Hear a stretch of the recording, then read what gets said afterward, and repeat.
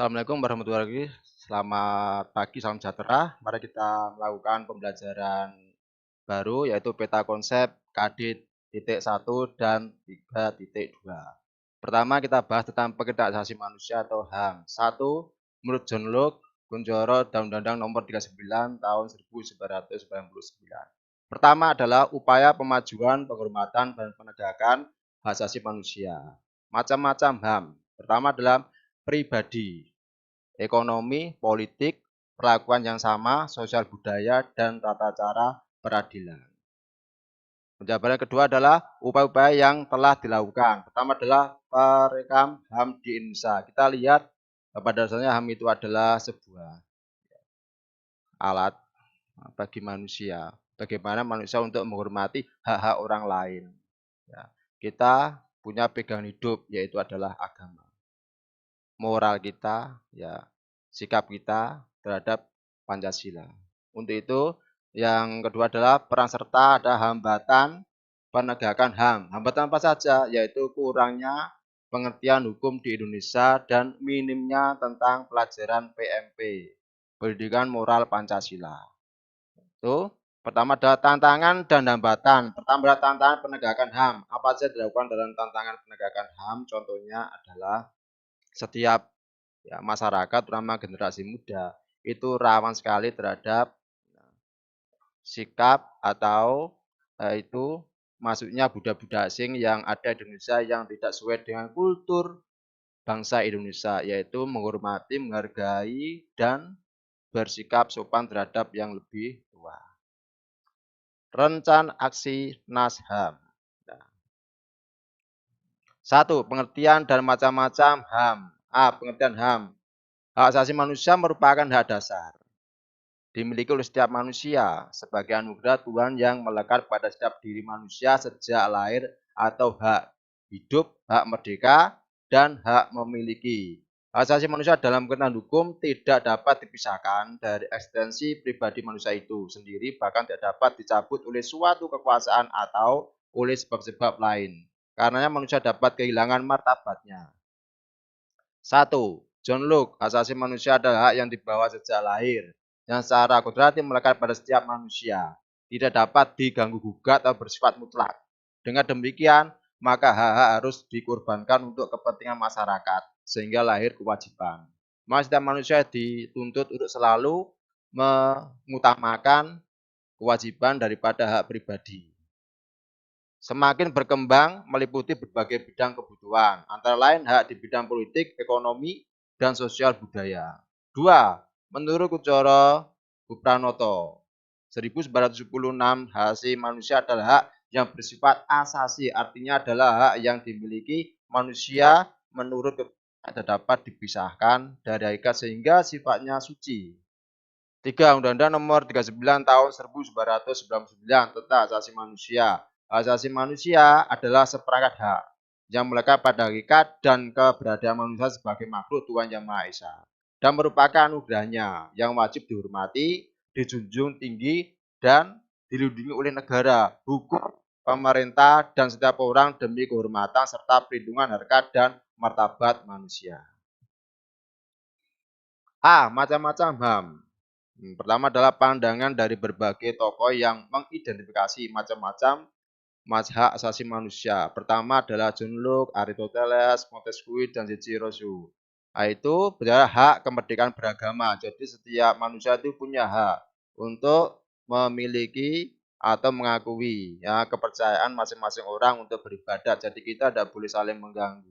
Ya, karena apa? Sesuai dengan aturannya yaitu ada 3 pokok, yaitu eh, menghormati sama agama, menghormati agama kita dan agama lain, agama dan pemerintah. Hak kemerdekaan berkumpul, yaitu kita tidak boleh membelenggu seseorang atau mengekang seseorang. Kita harus memberikan kemerdekaan mereka untuk berkumpul. Karena sebuah alat untuk berkumpul adalah alat untuk berinteraksi dengan yang lainnya.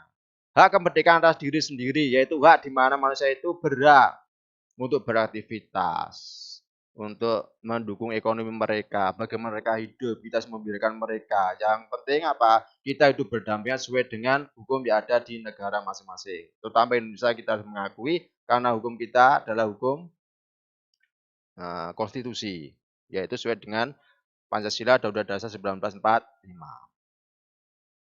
Hak menyatakan kebebasan warga negara dari pemenjaraan sewenang-wenang atau bebas dari rasa takut. Maksudnya bagaimana? Kita sebagai negara yang demokrasi, tidak boleh kita tuh saling mengekang. Ya, tidak boleh kita membelenggu seorang. Kita memberikan kebebasan mereka untuk menyampaikan aspirasi, pendapat, semacam itu. Jadi mereka bisa berkembang. Karena apa? Negara itu tidak ada yang namanya itu pengekang terhadap seseorang. Mereka diberikan hak kemerdekaan untuk menyampaikan aspirasi suaranya. Sehingga apa? Dengan hal semacam itu akan mengkerkokoh, yaitu persatuan dan kesatuan bangsa. Dan dengan demokrasi, maka timbullah rasa saling menghormati, menghargai, memberikan mereka itu kebebasan, berserikat, berdagang, dan lain-lain. Dan hak kemerdekaan pikiran dan pers. Jadi apa? Pikiran kita boleh dikembangkan. Pers juga semacam itu. Jadi pers itu tidak boleh dikekang semacam itu. Harus menyiarkan berita yang aktual, yang pasti. Ya, tidak boleh yang opini. Karena pers itu sifatnya memberikan informasi terhadap orang lain. Ya, secara nyata. Brierley menyatakan hak mempertahankan diri, self-preservation, yaitu hak mempertahankan diri maksudnya apa? Hak untuk menghormati lah pendapatnya sendiri. Jadi manusia meskipun bersalah punya hak untuk pembelaan diri di muka hukum. Hak kemerdekaan, hak persamaan pendapat, hak untuk dihargai. Maksudnya apa untuk dihargai? Yaitu hak kita harus menghormati, menghargai orang lain, aspirasi orang lain. Tidak boleh saling kita mencemooh, menjatuhkan harga diri, apalagi mengintimidasi orang lain. Hak bergaul satu dengan yang lainnya, yaitu adalah bagus ya untuk bergaul. Kenapa? Dengan pergaulan semacam itu kita akan mendapatkan rasa pengetahuan, keharmonisan, saling mengayomi, ya, saling berbagi informasi untuk menambahkan apa? Rasa keinginan tahunan kita bisa tersampaikan. Lanjut, perkembangan pemakanan terhadap HAM. Pertama, hak asasi pribadi. Bagaimana kita menghormati asasi pribadi. Bagaimana kita memberikan pendapat kita terhadap orang lain. Kita memberikan masukan boleh termasuk hak kita. Tetapi dalam memberikan tanggapan sesuai dengan pribadi kita, tidak boleh kita menyangkut yang paling pokok dari diri orang tersebut. Hak asasi ekonomi. Nah, maksudnya bagaimana kita diperbolehkan oleh negara untuk mengembangkan ekonomi kita untuk menyokong kehidupan kita, berdagang, semacam itu. Berdagang itu banyak cara sekali, bukan hanya di pasar. Tapi sekarang sudah zamannya digital, media online. Ya, kita dibebaskan semacam itu untuk menumbuhkan ekonomi.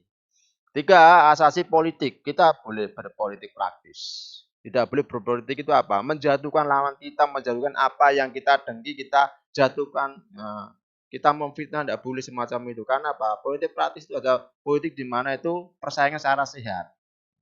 Empat, hak asasi manusia mempertahankan perlakuan yang sama dalam hukum dan pemerintahan. Ya, maksudnya bagaimana? Kita adalah negara rich, negara hukum. Setiap warga negara punya hak. Meskipun bersalah tetap punya pembelaan diri. Ya, diakui oleh pemerintah bahwa kita punya hak asasi untuk pembelaan diri bersalah. Tetapi yang memutuskan adalah kejaksaan di pengadilan. 5. Hak asasi sosial dan kebudayaan, yaitu bebas ya berkembang. Dalam setiap daerah punya sebuah kebudayaan yang wajib kita lestarikan. Jangan sampai kita yang daerah satu dengan daerah lain satu bersengketa. Akhirnya timbullah namanya SARA, konflik antar suku. Tidak boleh. Karena apa? Dalam sebuah kebudayaan itu kita punya rasa untuk saling memiliki karena satu wadah, yaitu sebagai ruang lingkup negara NKRI. 6. Hak asasi manusia untuk mendapatkan perlakuan tata cara peradilan dan pelindungan, yaitu masih bagaimana? Maksudnya adalah apabila di persidangan antara penggugat, gugat semacam itu, yang bersalah tadi punya hak pembelaan yaitu apa?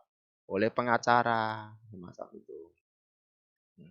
Istilah hak dasar atau hak manusia antara lain adalah tercantum dalam Undang-Undang Dasar 1945, Konstitusi RIS 1949, Undang-Undang Dasar sementara tahun 1945. ketetapan MPR, yaitu tahun 1966 dan ketetapan nomor MPR 1999 tahunnya, bahwa setelah dikeluarkannya TAP MPR tersebut tahun 99, Undang-Undang 39 tahun 1999 tentang asasi manusia, dan Undang Nomor 26 tahun 2000 tentang pengadilan asasi manusia. C. Upaya pemajuan penghormatan dan penegakan asasi manusia. Salah satu tonggak dalam upaya pemajuan penghormatan dan penegakan asasi manusia adalah ketika organisasi Persatuan Bangsa-Bangsa atau PBB membentuk Komisi PBB untuk Asasi Manusia pada tahun 1946. Langkah utama pemajuan penghormatan dan penegakan asasi manusia ketika Majelis Umum PBB mengeluarkan Deklarasi Universal Hak Asasi Manusia, yaitu pada 10 Desember 1949. Nah, hanya itulah yang dapat saya sampaikan. Kurang lebihnya saya mohon maaf. Dan untuk materi berikutnya saya sampaikan ke sesi berikutnya. Saya akhiri.